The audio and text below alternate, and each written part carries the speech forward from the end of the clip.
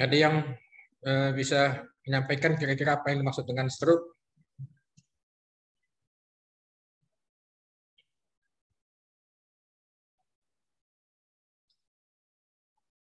Stroke itu apa?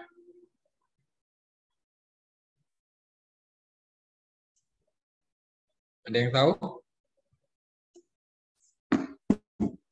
Baik, karena ini kuliah pertama tentang stroke, saya akan bahas tentang stroke terlebih dahulu. Karena nanti Dr. Iskandar akan menyampaikan tentang stroke hemoragik. Jadi saya akan bahas tentang stroke terlebih dahulu, kemudian nanti dilanjutkan dengan stroke iskemik sampai penata laksananya ya. Sampai saat ini stroke ini masih tetap beban kesehatan di seluruh dunia. Jadi bukan hanya di Indonesia, walaupun ada tren di negara-negara maju insidensi stroke itu menurun karena bisa dicegah, sementara di Indonesia sebaliknya yang terjadi adalah peningkatan jumlah stroke, penderita stroke.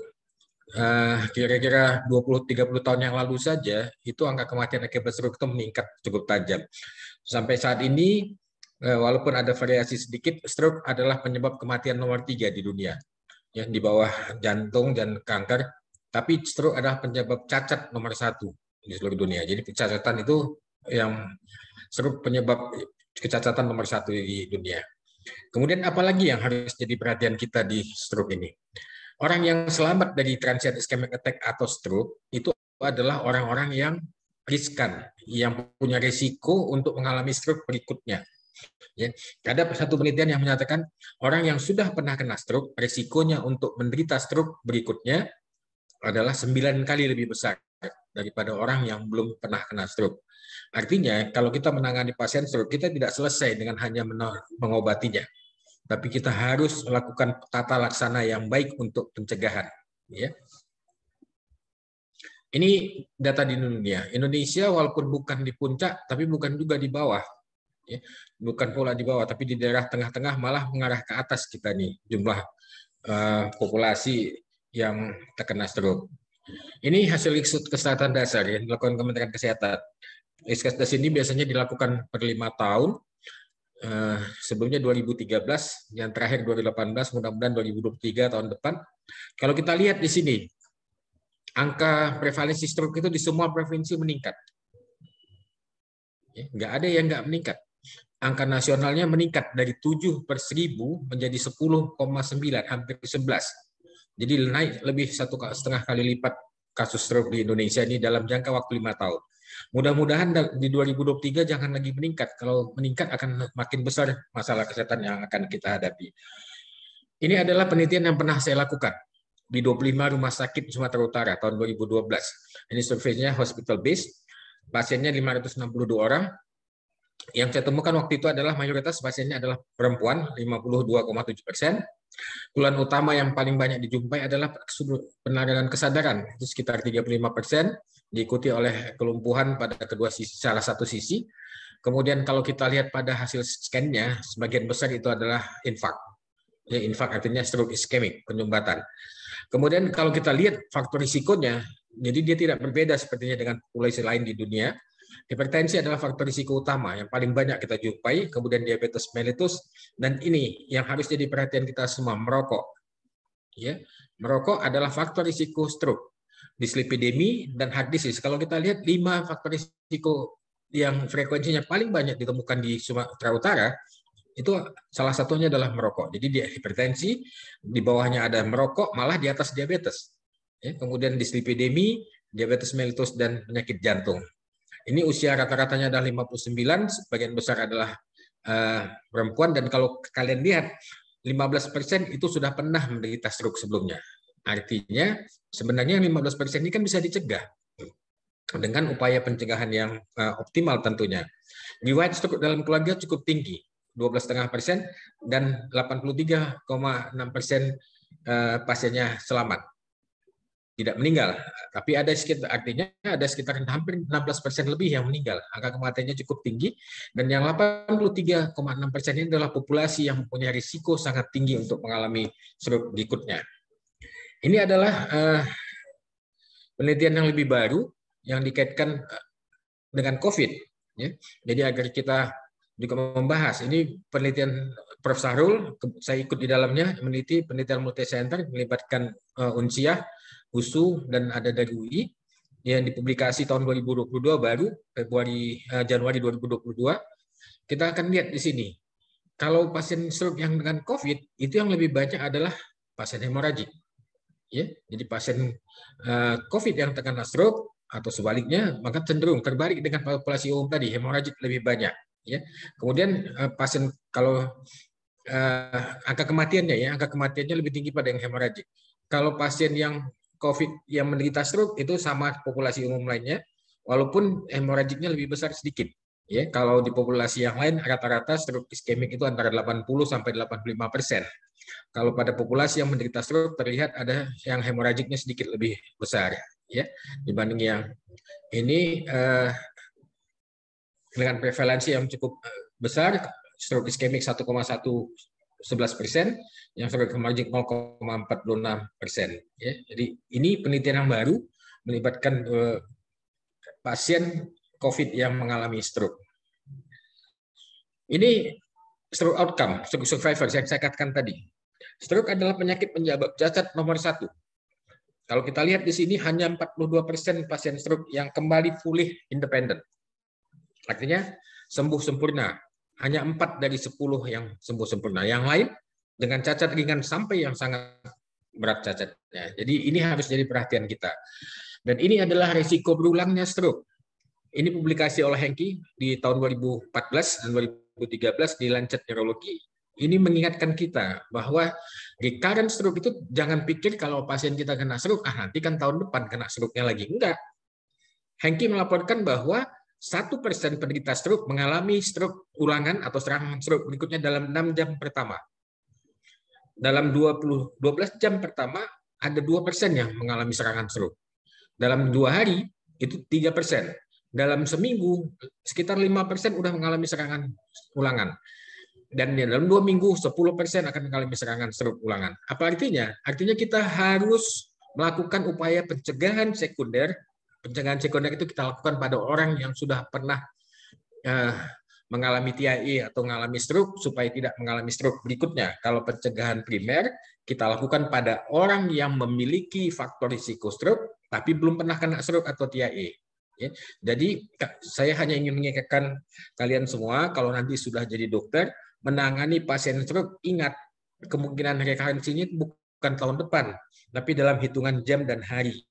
Jadi dari awal kita menangani pasien stroke, kita harus siap-siap untuk melakukan upaya preventif yang baik dan benar, supaya pasien kita tidak jatuh ke serangan stroke berikutnya yang pastinya akan semakin berat dan outcome-nya akan semakin jelek. Penelitian yang dipublikasi Stroke Association tahun 2013 ini menunjukkan hampir 40% pasien stroke itu akan mengalami stroke ulangan dalam 10 tahun setelah mengalami stroke. Jadi ini harus jadi concern kita. Apa sih stroke itu? Kalau kita bicara definisi yang klasik yang sudah digunakan WHO sejak 36 tahun yang lalu dan sampai sekarang masih digunakan, stroke adalah tanda-tanda klinis yang berkembang cepat. Jadi stroke itu gejalanya tiba-tiba, nggak ada stroke yang pelan-pelan. Ya, dia berkembang dengan cepat. Lagi nonton TV tiba-tiba lumpuh sebelah. Lagi kerja tiba-tiba tak sadar. Bangun tidur tiba-tiba nggak bisa bergerak lagi kaki dan tangannya. Ya, itu tiba-tiba berlangsung dengan cepat. Akibat gangguan fungsi otak. Stroke itu adalah penyakit di otak. Jadi bukan penyakit di kaki atau di tangan, walaupun yang nanti lumpuh tangan dan kakinya. Baik vokal, bisa sebagian yang terganggu atau global. Dengan gejala-gejala yang berlangsung lebih dari 24 jam. Karena kalau gejalanya hilang sebelum 24 jam, kita tidak menyebutnya stroke, tetapi adalah transient ischemic attack. Atau menyebabkan kematian tanpa adanya penyebab lain yang jelas selain vaskular. Anak kalimat yang di ujung ini penting. Kenapa? Karena gejala-gejala yang bisa kita temui pada pasien stroke, ya, gejala yang kita temui pada pasien stroke tidak eksklusif kepunyaan stroke. Orang nggak sadar bisa oleh sebab lain, ya, bisa akibat stroke, bisa akibat infeksi otak, bisa ada tumor di otak. Demikian juga orang dengan lumpuh badan sebelah atau hemiparesis, tidak mutlak karena stroke, bisa juga kena infeksi, karena bisa ada trauma di kepalanya, bisa ada tumor di otaknya. Itu sebabnya harus ada pernyataan tanpa adanya penyebab lain yang jelas selain vaskuler. Definisi yang lebih baru disusun oleh SAPO tahun 2013 sebetulnya sama saja dengan WHO. Ini hanya dia lebih detail menyatakan bahwa stroke ini ada yang iskemik, yang penyumbatan atau yang perdarahan. Kalau yang lainnya sama saja. Ya, dia langsung membaginya. Kalau di stroke definisi WHO dia tidak bagi atas iskemik dan hemorrhage. Sekarang kita lihat klasifikasi stroke. Secara klinis, stroke bisa kita bagi atas 3 kelompok. Yang pertama transient ischemic attack, TIA. Kalau bahasa Indonesia gangguan peredaran darah otak sepintas, GPDOS, panjang kali. Saya lebih suka menggunakan istilah TIA. Ya, transient ischemic attack. Yang kedua stroke ischemic. Stroke ischemic penyebabnya 2. Ya, jadi saya ulangi lagi, stroke ischemic penyebabnya 2, trombosis cerebri atau emboli cerebri. Jangan sebutkan stroke ischemic penyebabnya hipertensi, itu bukan penyebab. Hipertensi, diabetes, merokok yang tadi saya tunjukkan tadi itu adalah faktor risiko stroke. Jadi kalian harus bisa bedakan antara faktor risiko dengan penyebab. Ya, stroke ischemic penyebabnya hanya 2, trombosis cerebri dan emboli cerebri. Kalau stroke hemoragik ada 2 lagi, perdarahan intracerebral dan perdarahan subarachnoidal. Kalau darahnya di dalam jaringan otak, di parenkim otak, namanya perdarahan intracerebral. Kalau darahnya di antara ruang subarachnoid dengan pia mater, ya di antara arachnoid dengan pia mater, di ruang subarachnoid disebut dengan PSA. Tapi ini nanti Dr. Iskandar yang akan menjelaskan lebih lanjut. Kita kembali ke stroke ischemic saja. Ini data tentang incidence. Terlihat di sini adalah sebagian besar memang ischemic stroke seperti saya katakan tadi antara 85 sampai 80%, walaupun ada beda-beda sedikit ya. Kalau data pasien stroke yang pasien COVID yang kena stroke tadi, angka iskemiknya lebih sedikit, yang lebih banyak itu mencapai 28% adalah stroke hemorrhagik. Jadi kalau yang iskemik apa yang bisa menyebabkannya? Ada atherosclerosis, vascular disease, itu 20%. Small vessel disease yang akan menyebabkan lacunar stroke, lakukan infak, cardiogenic emboli, emboli dari jantung, cryptogenic yang nggak tahu kita sebabnya apa, ya, dan ada 5% yang kita tidak tahu apa yang menyebabkan stroke iskemik ini. Ya, jadi ini penyebab stroke iskemik kira-kira distribusinya seperti itu. Ya, ada yang akibat atherosclerosis pembuluh darah otak, penyakit pembuluh darah kecil di otak, emboli dari jantung, cryptogenic atau yang lain-lain. Kalau dari segi stadiumnya, kita bisa membagi stroke asas 4. TIA, Reversible Ischemic Neurologic Deficit atau RIN, atau stroke in evolution, dikenal juga dengan istilah progressing stroke, dan completed stroke. Completed stroke ini bisa ischemic atau hemorrhagic. Apa itu masing-masing nanti akan kita lihat. TIA dengan RIN itu hampir sama. Itu sama, bedanya hanya di waktu. Kalau TIA, gejala stroke-nya muncul dan hilang sempurna sebelum 24 jam. Dalam 24 jam. Dalam 24 jam hilang sempurna, balik tanpa gejala sisa disebut dengan transient ischemic attack. Tapi kalau gejala stroke-nya berlangsung lagi lebih dari 24 jam dan baru hilang sempurna di bawah 7 hari, sebelum 7 hari, maksimal 7 hari, itu disebut dengan reversible ischemic neurologic deficit. Stroke in evolution adalah stroke yang sedang berjalan prosesnya. Ini yang kadang-kadang kalau dapat pasien stroke in evolution kita kurangnya, Pak. Datang pasien ke praktek kita, masih bisa jalan di papa anaknya, kita obati, kita bilang ini stroke fase akut, kita rawat ya Pak, dirawat, besok pagi kita visite udah nggak bisa bergerak lagi tangan dan kakinya. Keluarga pasien pun sudah nggak enak lihat wajah kita. Makin dirawat kok makin parah Bapak saya dok. Kita harus bisa menjelaskan bahwa itu adalah stroke and evolution. Jadi jangan panik. Ya, completed stroke adalah stroke yang sudah mencapai gejala puncak maksimal. Jadi gejala-gejala ini sudah muncul maksimal. Sekarang sebagai klinisi, kita adalah klinisi. Walaupun nanti kita butuh pemeriksaan penunjang. Tapi belum tentu nanti kalian semua bekerja di institusi kesehatan yang punya alat CT scan atau MRI. Ya, jadi perlu pengetahuan secara klinis untuk bisa membedakan stroke ischemic dan stroke hemorrhagic. Apa yang bisa kita gunakan? Yang pertama, onset. Kapan terjadinya stroke? Perhatikan kalimat yang saya gunakan. Stroke iskemik umumnya terjadi saat istirahat. Sedangkan stroke hemoragik umumnya terjadi saat yang bersangkutan aktif. Kalau ada pertanyaan seperti ini, apakah bisa terjadi stroke iskemik saat istirahat, saat aktif? Bisa. Tapi sebagian besar kejadiannya saat pasien istirahat. Atau dibalik, apakah orang yang sedang tidur bisa kena stroke hemoragik? Bisa. Tapi umumnya stroke hemoragik itu terjadi di saat aktif. Itu pentingnya pada anamnesa kita tanyakan. Pada saat muncul gejala stroke ini, pasiennya sedang mengapa? Sedang melakukan apa? Ya, itu bisa membantu kita secara klinis. Kemudian stroke iskemik umumnya, kembali ya, umumnya terjadi pada usia tua, sedangkan hemoragik pada usia yang lebih muda. Kalau pertanyaannya apakah stroke hemoragik bisa terjadi pada orang tua? Bisa. Pada usia 90 tahun pun bisa stroke hemoragik. Tapi pada usia, maaf, apakah stroke hemoragik bisa terjadi pada usia yang orang tua? Bisa. Orang 90 tahun bisa. Tapi umumnya orang yang lebih tua itu stroke iskemik. Sebaliknya, apakah anak umur 15 tahun bisa kena stroke iskemik? Bisa. Stroke hemoragik bisa, tapi umumnya stroke hemoragik itu terjadi pada orang yang lebih muda, bukan pada orang tua. Tetapi bisa terjadi pada orang yang umurnya 80 tahun. Ya, itu yang kedua.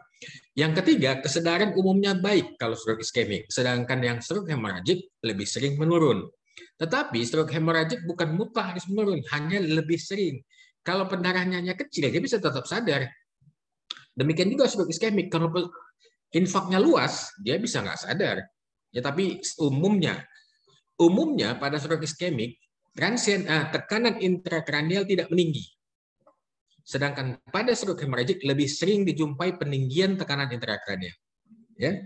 Pada stroke iskemik tidak mungkin dijumpai adanya kaku kuduk. Sedangkan pada stroke hemoragik bisa dijumpai kaku kuduk, khususnya pada stroke hemoragik akibat perdarahan subarachnoidal. Kita singgung sedikit tentang transient ischemic attack. Kita masuk ke penyakitnya. Tadi kita di awal-awal adalah pengantarnya. Transient ischemic attack adalah serangan iskemik cerebral vokal yang terjadi akibat oklusi sementara arteri yang mengalami penyempitan lumen. Jadi pembuluh darah arteri yang di otak menutup sementara karena lumennya menyempit. Apa yang membuatnya? Vasospasme.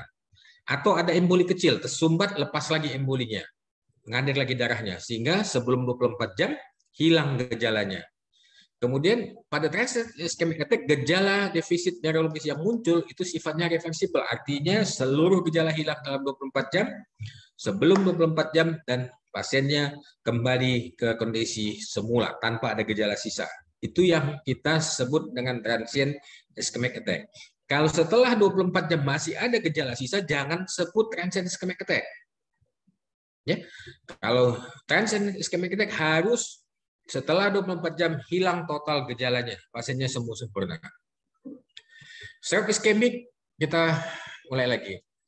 Kita kembali lagi ke stroke iskemik, kita lanjutkan.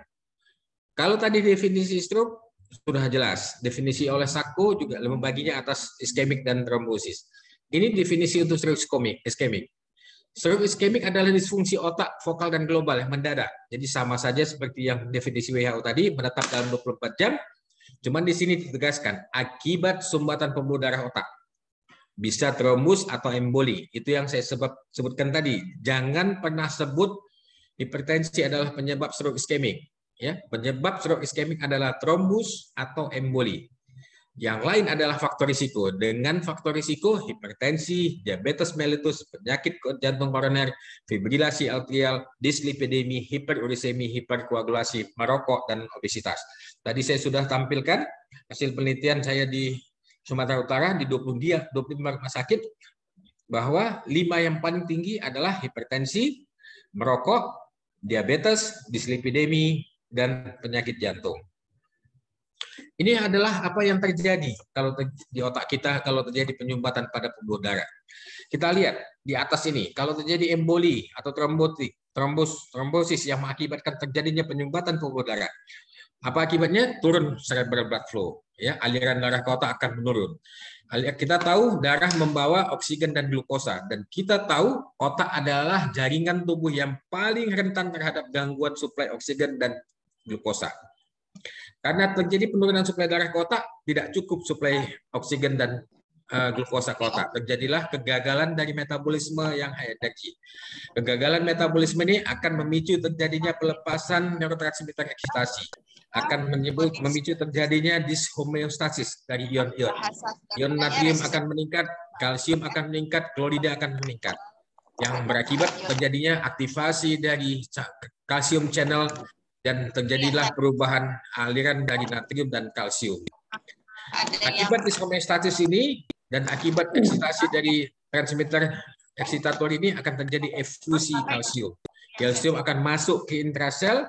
Di dalam intrasel, kalsium akan mengaktifasi enzim-enzim yang terletak intraselular.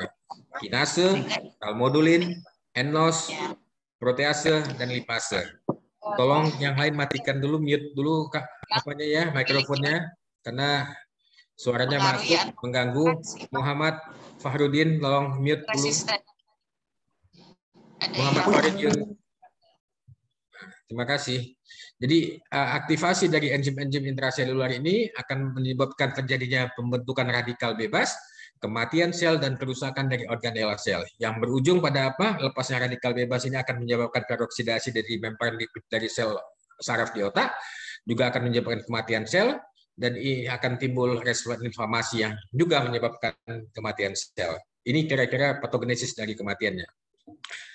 Kaskade iskemik ini saya ingin menunjukkan kepada kalian bahwa tidak perlu sampai tersumbat total pembuluh darah ke otak itu baru rusak jaringan otaknya.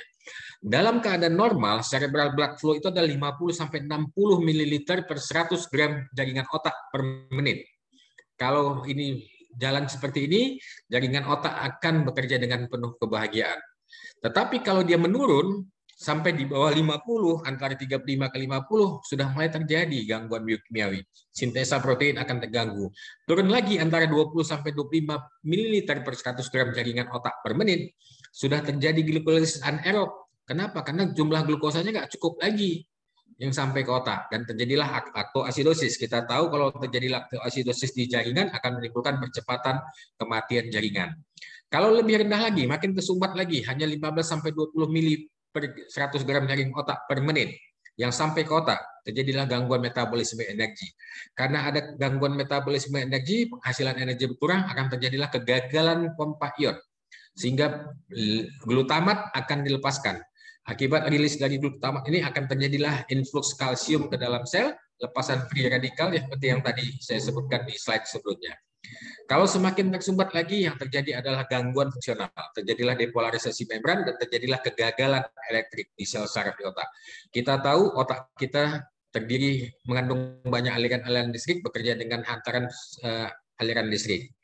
Kalau di bawah 10 ml per 100 gram jaringan otak per menit, yang terjadi adalah nekrosis semuanya. Akan terjadi kerusakan, nekrosis, mati neuronnya, mati glianya, mati endotelnya, mati energi failure-nya. Ini yang harus hati-hati. Gejala dan tanda klinis di stroke bukan hanya lumpuh sebelah. Jadi jangan bayangkan kalau orang stroke itu harus lumpuh sebelah. Dia tergantung pada teritori arteri yang mana yang terlibat. Kalian kan sudah belajar neuroanatomi di awal blok ini, ya kan?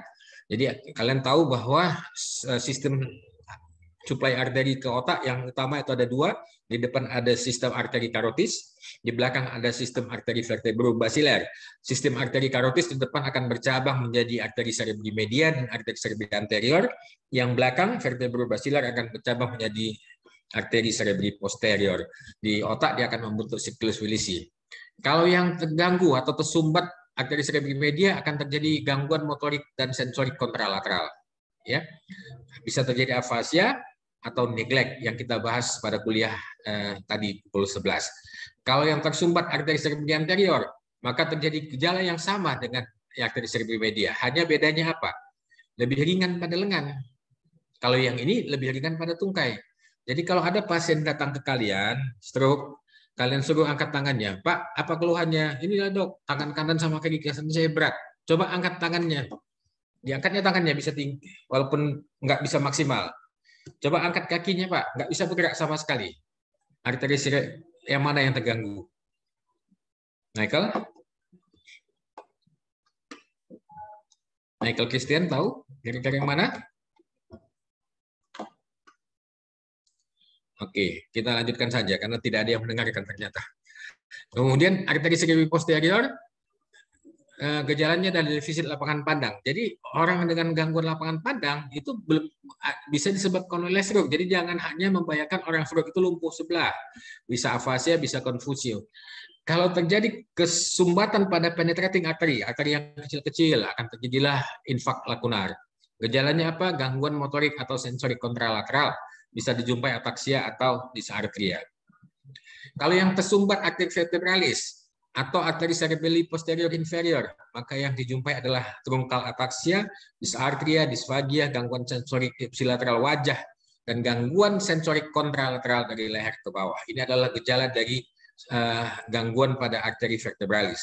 Kalau yang tersumbat atau terganggu adalah aliran arteri basilaris, yang tersumbat terjadi adalah limataksia, dysarthria, disfagia, gangguan motorik, gangguan sensorik, pupil asimetris, gangguan pergerakan bola mata, discogetic gaze, jadi kero, jadi juling, gangguan lapangan pandang, dan perlambatan dari respon.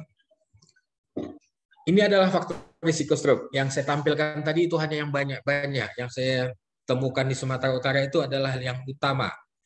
Ya, hipertensi, diabetes mellitus, yang di bold itu merokok dan gangguan jantung.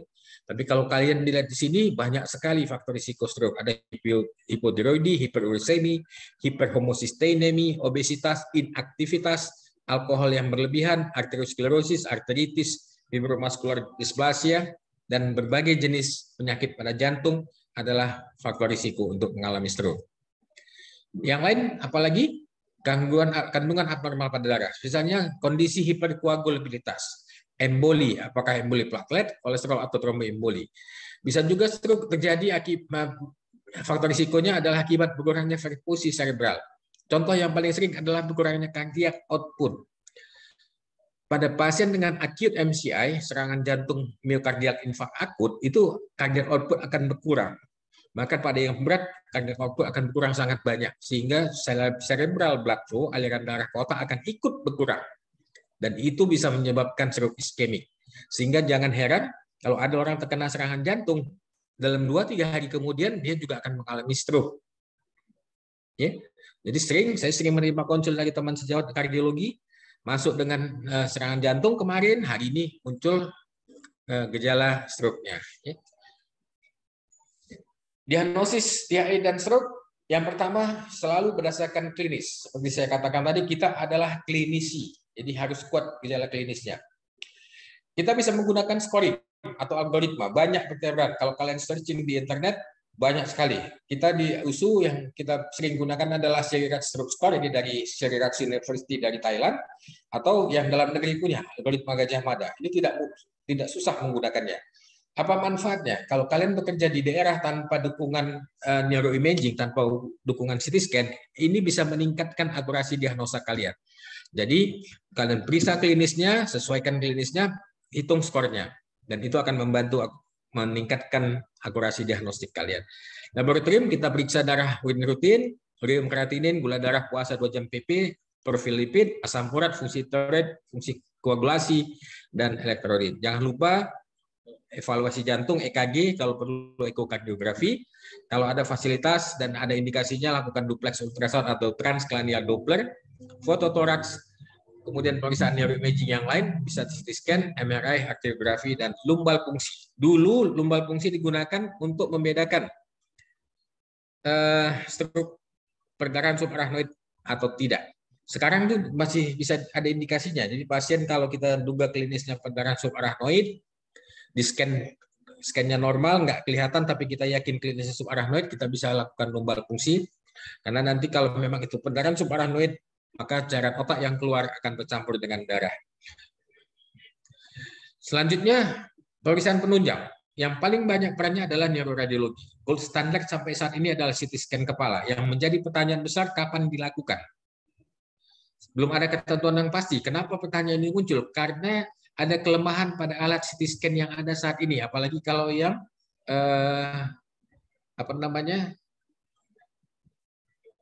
yang edisi yang lebih dulu, ya. Karena pada CT scan infark, jadi gambaran sumbatan pada otak itu bisa tidak terlihat kalau di bawah 48 jam. Jadi Ingat, bukan harus ya, bisa tidak kelihatan. Artinya kalau secara klinis kita mendiagnosa pasien ini stroke iskemik, tapi nanti scan-nya normal, jangan langsung bingung. Ya, bukan artinya nggak ada, belum terlihat infaknya akibat kelemahan dari alat CT scan. Ya, ada yang mengajukan tidak perlu buru-buru CT scan kecuali kita ragu adanya stroke hemorragik. Tapi kalau saya menyarankan kalau kalian bekerja di fasilitas yang ada alat CT scan-nya atau di kota yang ada alat CT scan-nya, lakukanlah CT scan. Paling tidak untuk memastikan itu tidak ada pendarahan. Jadi penanganan kita bisa lebih akurat. Sekarang kita kembali ke tata laksana pasien stroke iskemik. Ya, ada 4 komponen yang harus kita perhatikan kalau kita sudah menegakkan diagnosa pasien ini adalah stroke iskemik. Yang pertama, pengobatan pada fase akut dan memaksimalkan status neurologis pasien ini. Yang kedua adalah upaya preventif sekunder. Yang ketiga, pencegahan perburukan gejala neurologis dan jangan pencegahan munculnya komplikasi medis yang lain. Misalnya sepsis, dekubitus, ya, DVT dan lain-lain. Yang keempat adalah recovery dan apa namanya? Rehabilitasi, ya.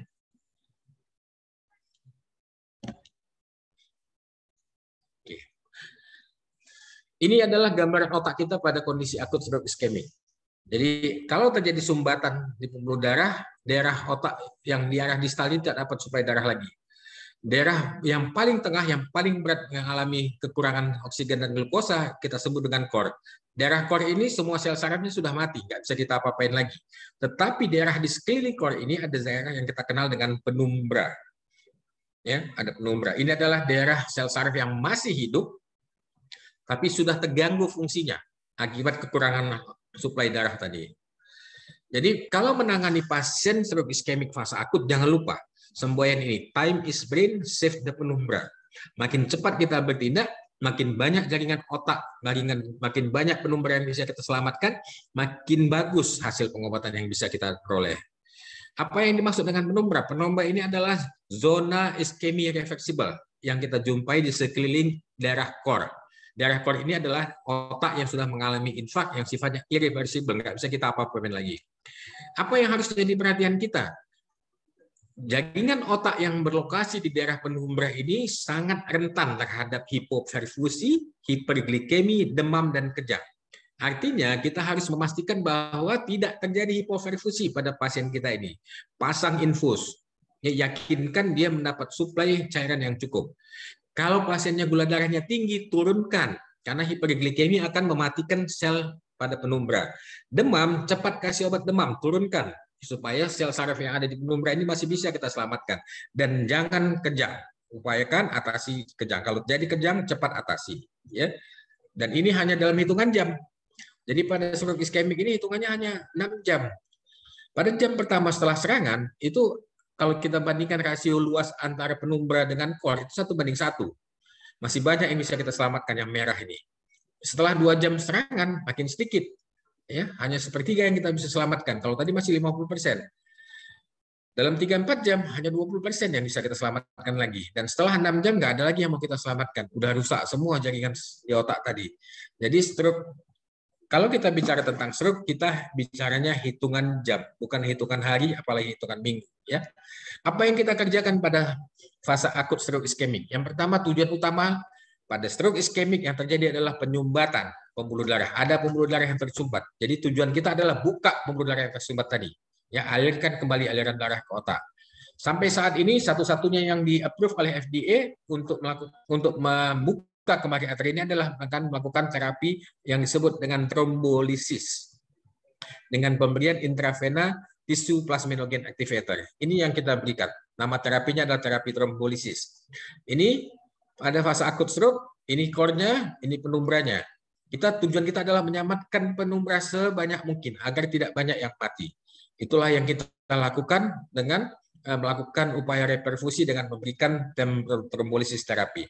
Apa yang terjadi? Ini yang tersumbat tadi. Kita masukkan tisu plasminogen activator tadi, lisis sumbatannya tadi. Ya, terbuka lagi aliran darah, bagus lagi. Ini gambar angiografinya, ini penyumbatannya. kita berikan tisu plasminogen activator, kita lakukan terapi trombolisis, dia ngalir balik. Cuma masalahnya apa? Timeline-nya sangat ketat. Ya, timeline-nya sangat ketat. Secara teoritis, kalau pasien stroke itu harus segera sampai rumah sakit. Dalam 10 menit dia harus diperiksa oleh dokter jaga. Dalam 15 menit harus diperiksa oleh dokter spesialis saraf. 25 menit setelah sampai rumah sakit harus sudah di CT scan. 45 menit setelah sampai rumah sakit hasil CT scan harus sudah ada. 60 menit setelah sampai rumah sakit obat trombolisis harus sudah masuk. Secara total dia hanya punya waktu 3 jam. Walaupun sekarang diperpanjang menjadi 4,5 jam. Jadi terapi trombolisis ini tantangan utamanya adalah waktu. Ya, indikasi trombolisis terapi hanya diberikan pada waktu yang terapeutik window-nya, jadi waktu untuk melakukan terapinya yang baik hanya sangat ketat, hanya 3,5 jam. Ya, jadi trombolisis terapi itulah yang membuat kita masih kesulitan untuk melaksanakan ini. Sampai saat ini yang bisa melakukan trombolisis terapi di Medan baru Rumah Sakit Adam Malik. Itu pun karena ada abang-abang kalian, dokter PPDS yang selalu standby 24 jam di sana. Jadi mereka lah yang melakukan trombolisis terapi di bawah bimbingan supervisornya secara langsung. Ya. Apalagi yang kita lakukan? Atau kalau pertanyaan kalian, kalau kami nggak bisa trombolisis, dok, di tempat kami nggak ada, yang pertama lakukan adalah pertahankan perfusi cerebral. Euvolum, pasang infus, jaga jangan sampai terjadi hipovolumia, karena saya sudah katakan hipovolumia akan mempercepat kerusakan pada penumbra. Pertahankan tekanan darah, jangan terlalu rendah. Jadi bukan hanya tekanan darah yang tinggi yang kita takutkan, tapi tekanan darah yang rendah juga kita takutkan. Kemudian jangan obati hipertensi pada fase stroke iskemik akut, kecuali pasien ini direncanakan mau diberi terapi trombolisis dengan pemberian tisu plasminogen activator TPA. Karena syaratnya untuk TPA tekanan darah sistolnya harus di bawah 185. Jangan obati hipertensi pada fase akut kecuali kamu jumpai end organ damage. Ada congestive heart failure, myocard infarct, hipertensif encephalopathy atau dissecting aorta. Kalau tidak ada kerusakan end organ, jangan cepat-cepat turunkan tensi pada stroke iskemik fase akut. Atau baru kita kalau hipertensi pada fase akut stroke iskemik kita obati kalau tekanan darah sistolnya di atas 220 atau diastolnya di atas 120. Kalau kita menurunkan, gunakan obat yang diajukan adalah obat intravena yang short acting. Apa gunanya kita gunakan? Kenapa yang short acting? Agar kalau tekanan darahnya turun terlalu rendah, kita hentikan obatnya. Obatnya langsung tidak terlalu lama bekerja dalam darah dan tekanan darah bisa kembali. Karena saya katakan tadi juga, tekanan darah yang terlalu rendah juga merugikan bagi stroke iskemik. Ya. Tujuannya adalah menurunkan tekanan darah 10-15% dari tekanan darah masuk. Jadi kalau ada pasien kamu masuk dengan tekanan darah 240/100, jangan turunkan ke 120 hari itu. Hari itu turunkan saja 10-15%. Jadi kira-kira kalau 240 kan turunkanlah antara 30-40. Jadi targetnya kamu turunkan tekanan darahnya dari 240 ke 200 sistolnya. Ya. Besok turunkan lagi 15-10%. Jangan turunkan cepat-cepat. Apalagi yang kita berikan pada fase akut? Berikan antiplatelet segera kalau tidak ada kontraindikasi. Ya. Aspirin efektif untuk diberikan pada fase akut. Antikoagulan tidak efektif untuk fase akut. Dia hanya gunanya untuk mencegah preventif sekunder DAF. Jadi tidak perlu buru-buru. Jangan pernah memberikan antikoagulan pada pasien stroke tanpa melakukan CT scan atau MRI. Ya, itu pesan saya. Jangan pernah berani memberikan antikoagulan kalau tidak di CT scan lebih dulu.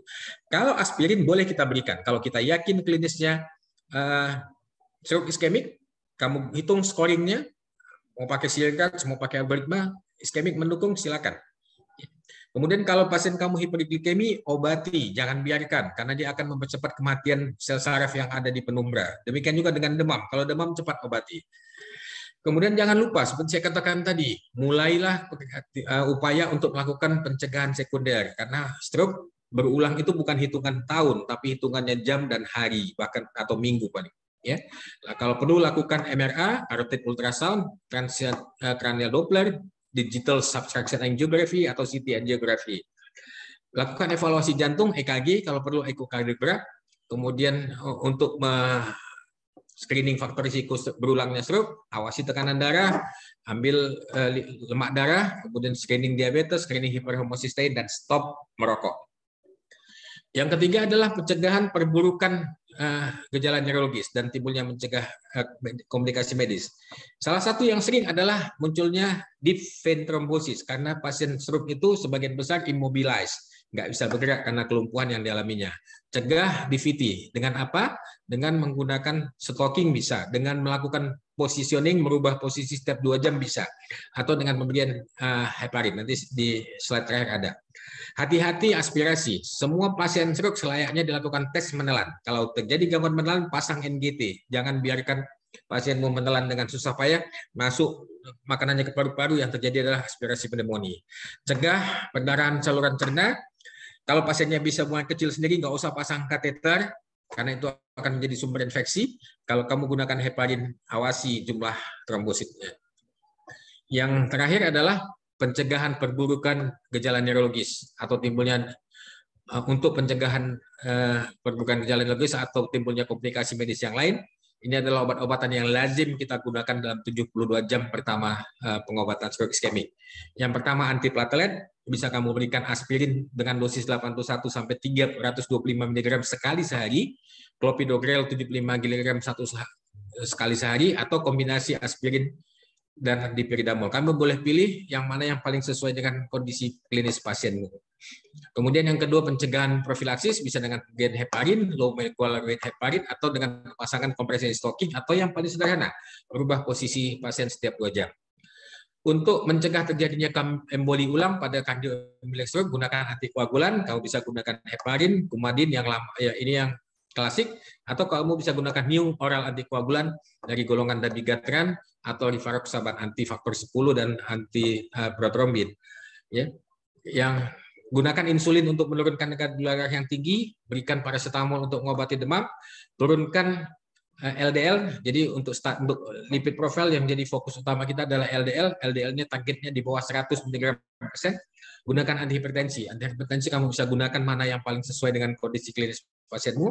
Bisa ACE inhibitor, angiotensin receptor blocker, diuretik, beta blocker, atau kalsium channel blocker. Saya kira itu slide saya yang terakhir. Silakan kalau ada yang mau bertanya. Permisi dok, ingin bertanya. Permisi dok. Silakan. Untuk yang ring tadi dok, berarti itu masih belum ada core-nya dok, masih belum ada kerusakannya. Nggak ada. Rin, yang dia 7 minggu sembuh sempurna dia. Jadi berarti bisa diselamatkan dia. Jadi kalau ada pasien yang memang meskipun gejala stroke itu selama 7 hari bisa sembuh sempurna ya. Ya, dia syaratnya ketat memang, makanya jarang di Hanosaging itu bisa ditegakkan. Oke, dok. Ya. Ya, dok. Terima kasih dok. Izin bertanya dok. Ada lagi? Silakan. Kenapa pada penanganan yang akut itu antikoagulannya itu tidak efektif untuk pemberian? Gini, stroke dia fungsi antikoagulan untuk pencegahan, jadi bukan untuk pencegahan jangan terjadi recurrent emboli. Ya, antikoagulan efek samping pendarahannya lebih besar. Semakin luas infak yang kamu temukan, semakin lama tunda antikoagulannya. Bahkan ada panduan yang menyatakan boleh tunda sampai 2 minggu kalau infak yang kamu temukan luas sekali. Karena kalau kamu buru-buru beri antikoagulan pada fase akut stroke, yang kita takutkan adalah terjadinya transformasi hemoragik namanya. Ya, jadi infak jaringan otak yang rusak tadi, yang mati akibat penyumbatan tadi, kan diberi antikoagulan bisa berpecah dia jadi berdarah. Jadi di sela-sela jaringan infak tadi kita jumpai pendarahan yang banyak dan itu akan menyebabkan perburukan secara klinis. Ya, jadi risiko terjadinya transformasi hemoragik besar, itu sebabnya disarankan ditunda. Boleh ditunda 3 hari, 4 hari tergantung luasnya. Kalau dia tidak terlalu luas infak embolinya, dia boleh tunda 3-4 hari, tapi kalau luas sekali, ada yang menyarankan untuk menunda sampai 14 hari pemberian antikoagulannya baru kita beri. Dan jangan pernah beri antikoagulan kalau belum dilakukan CT scan kepala. Saya hanya ingin mengingatkan sekali lagi, antikoagulan pada stroke indikasinya hanya untuk mencegah terjadinya emboli ulang. Jadi bukan pada semua stroke iskemik ya. Stroke iskemik yang akibat trombosis cerebri tidak ada tempatnya pemberian antikoagulan. Dia hanya ada gunanya untuk preventif sekunder pada stroke kardioembolik. Stroke iskemik yang terjadi akibat emboli ya. Jadi bukan semua stroke ya. Ingat ya Krisna ya. Jadi bukan semua stroke langsung dikasih antikoagulan, ya. Oke, ada lagi? Terima kasih, Prof. Izin bertanya, Prof. Silakan. Apakah kor yang sudah rusak itu dapat memicu reaksi imun, Prof? Apakah perlu dibuang kalau begitu? Nggak bisa diapa-apain, tapi dia bisa jadi sumber kejang nanti. Walaupun jarang, tapi bisa jadi fokus untuk epilepsi. Tapi nggak perlu dibuang. Dia akan mati aja, dan itu akan rusak sumber hidupnya, nggak bisa diapa-apain lagi. Jaringan otak kan regenerasinya sangat lambat. Oke? Ada lagi? Oke, kalau tidak ada, terima kasih atas pertemuan kita.